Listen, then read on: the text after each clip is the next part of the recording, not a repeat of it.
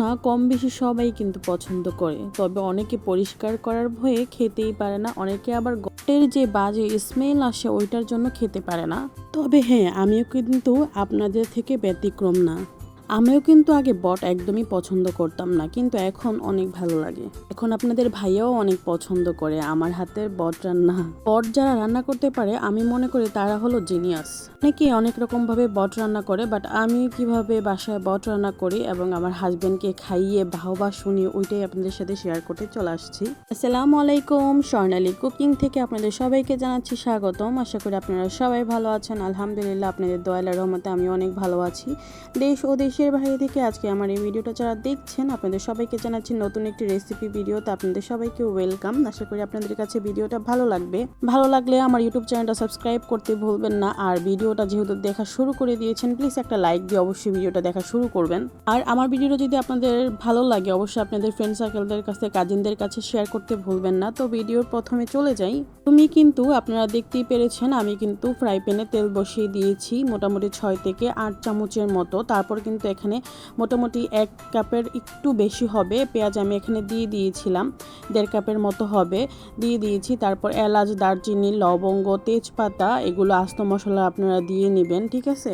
আর একটা জিনিস, পেঁয়াজ দেওয়ার সাথে সাথে কিন্তু লবণটা ইউজ করতে ভুলবেন না। লবণ দিলে আপনারা সবাই জানেন কম বেশি যে পেঁয়াজটা দ্রুত সফট হয়ে আসে, তাই কিন্তু লবণটা দিয়ে তারপর গরম মশলাগুলো সবগুলো দিয়ে দিবেন।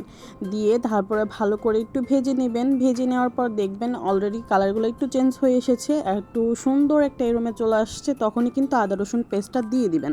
আদা রসুন পেস্ট দিয়ে বসে থাকলে হবে না, আদা রসুন পেস্ট দিয়ে অবশ্যই ভালো করে নেড়ে চেড়ে ভাজা ভাজা করে নিতে হবে, কাঁচা স্মেলটা দূর করতে হবে। ওর আমি এখানে কিন্তু আমার সিক্রেট একটা মশলা এখানে ইউজ করেছি, বাদাম, কাঁচামরিচ, পেঁয়াজ, টমেটো।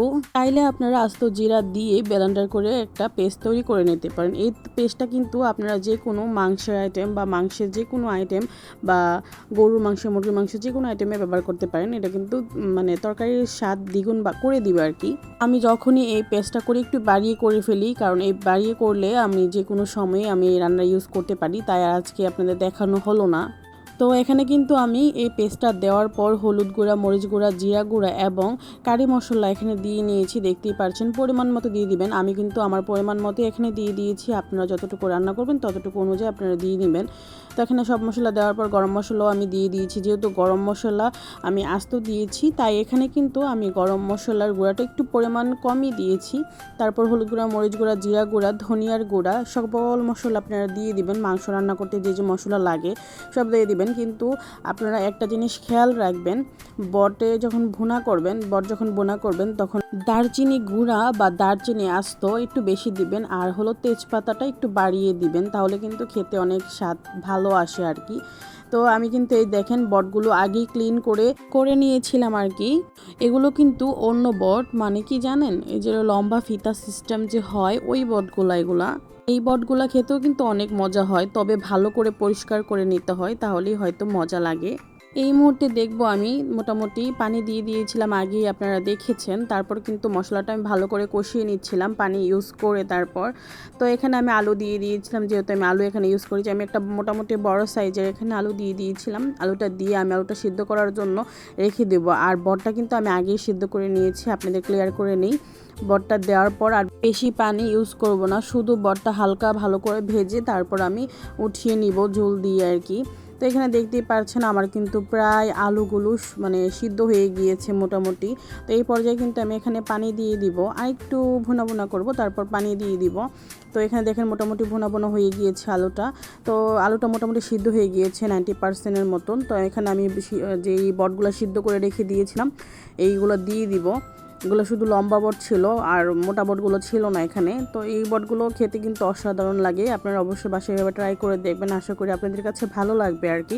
আমি যেভাবে রান্না করছি এভাবে রান্না করেও দেখতে পারেন। আপনাদের সবসময় নিজেদের স্টাইলে রান্নাই করেই প্রতিদিন খেয়ে থাকেন, এভাবে একবার রান্না করে দেখবেন, আশা করি আপনাদের কাছে ভালো লাগবে। আসলে সত্যি অনেক অনেক মজা হয়েছিল বট ভুনাটা। তো এখানে কিন্তু আমি ভালো করে ভাজা করে নিয়েছি অফ ক্যামেরায়, দেখতেই পারছেন। আর বেশি ভাজা করব না, বেশি ভাজা করলে বটগুলো বেশি নরম হয়ে যাবে। আর বট কিন্তু বেশি নরম হলে খেতে ভালো লাগে না, যেহেতু আমি এখানে আগে বললাম যে আগেই বটগুলো আমি পরিষ্কার করে হালকা ফাঁপ দিয়ে নিয়েছি, হালকা না ধরেন 70% ফাঁপ দিয়ে নিয়েছিলাম, সিদ্ধ করে নিয়েছিলাম আর কি। তো এই পর্যায়ে কিন্তু আমি ভালো করে ভেজে নিব আর কি। তো ভাজা কমপ্লিট হয়ে গেলে আমি এখানে পানি দিয়ে দিব, পানিটা বেশি দিব না, যেহেতু মোটামুটি আমার আলুটাও সিদ্ধ হয়ে গিয়েছে, বটটাও প্রায় সিদ্ধই, এখন কিন্তু 80% সিদ্ধ হয়ে গেছে। আর বট বেশি নরম করলে ভালো লাগে না। তো এই পর্যায়ে আমি পানি দিয়ে ঢাকনা সহকারে 5 মিনিটের মতো মোটামুটি চুলার আঁচ মাঝারি সিস্টেম করে রেখে দেব। তারপর কমসে কম 10 মিনিট পর আবারও ফিরে আসলাম। তো এই পর্যায়ে দেখেন বট ভুনাটা প্রায় আমার কমপ্লিট হয়ে গিয়েছে, কত সুন্দর একটি কালার এসেছে। অবশ্যই এভাবে ট্রাই করে দেখবেন। সত্যি বলতে এই বট ভুনাটা কিন্তু অসাধারণ খেতে, আর আপনারা বাসায় না ট্রাই করলে কিন্তু বুঝতে পারবেন না। অবশ্যই ট্রাই করে জানাবেন আপনাদের কাছে কেমন লেগেছে। আর ভালো লাগলে অবশ্যই একটি লাইক, আর আমার ইউটিউব চ্যানেলটা নতুন হয়ে থাকলে সাবস্ক্রাইব করে দিবেন। তো আজকে এখানেই বিদায় নিচ্ছি, সবাই ভালো থাকবেন, সুস্থ থাকবেন, আর অবশ্যই আমার জন্য দোয়া করবেন। আর আপনাদের জন্য অনেক অনেক দোয়া ও শুভকামনা রইল। তো thanks for watching my video.